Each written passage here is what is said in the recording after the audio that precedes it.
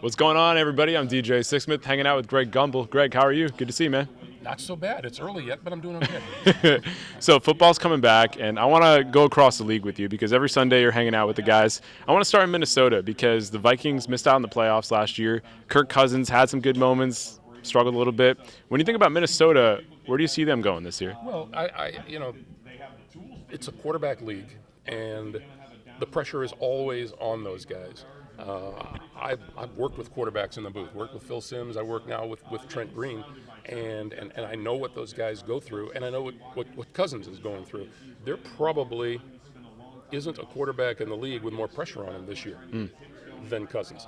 And I love their coach. Zim is a great guy, and I think that they have all kinds of potential, but potential, especially this time of year, means nothing. It means absolutely nothing.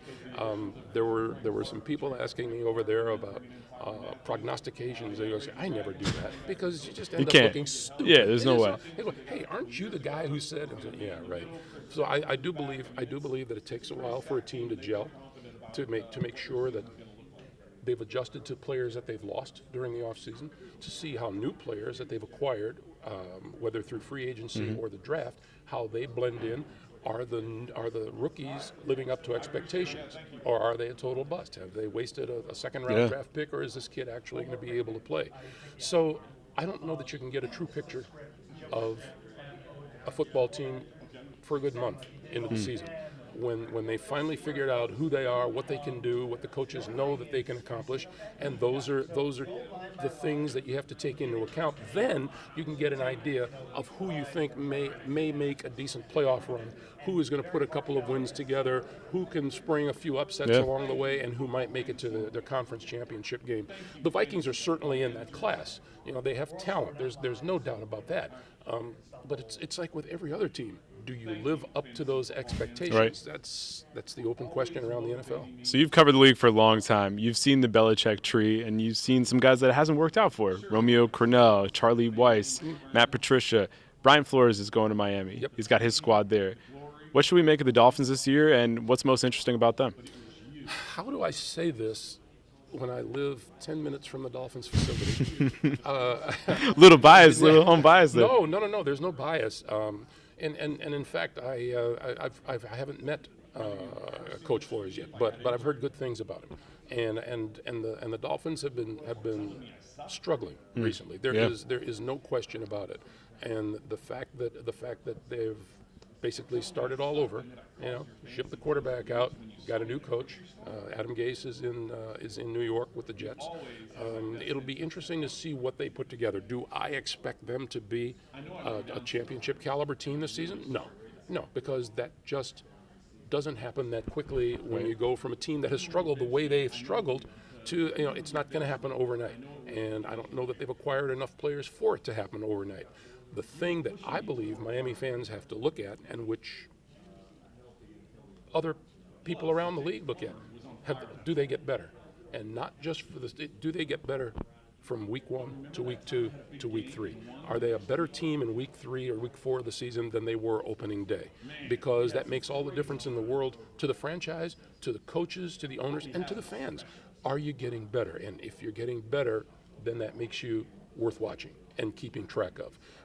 But no, I think the Dolphins, unless some star comes out of the woodwork that we don't know about, I think they could struggle this year, and it's part of the growing process. Look at nobody has struggled recently more than the Cleveland Browns. Yeah, and the Cleveland Browns are going to be one of those teams that nobody wants to play because suddenly all of that talent has come together, and I think they're going to make some noise around the NFL. Again, don't know how far they're going to go, but it used to be, great, we got Cleveland on the schedule. Yeah. And if you were in their division, you go, we got Cleveland twice on the schedule. Now, I don't think people are going to feel that way. I think it's going to be just as tough a stop in that division as Baltimore is, as Cincinnati is, as Pittsburgh is. They're going to be fun. The San Francisco 49ers have kind of fluctuated in between both those spots. For a few years is, oh my gosh, I don't want to play the 49ers. Jimmy G comes in, he gets hurt. With Kyle Shanahan and Jimmy G, it seems like things are inching forward, but where do you see things going for San Fran? I like Kyle Shanahan. I met him a long time ago. Phil Simms and I passed through Austin because his son Chris quarterbacked the Texas Yeah. Longhorns. And Kyle Shanahan was one of his receivers, and we were out having a Kool-Aid Of course. one evening, and I liked Kyle, and I think he's done a good job out there. It was so unfortunate to see Garoppolo go down with an injury last year. I hope he comes back healthy. All the signs are that he is, and all the signs are also that this is a team that believes in itself again.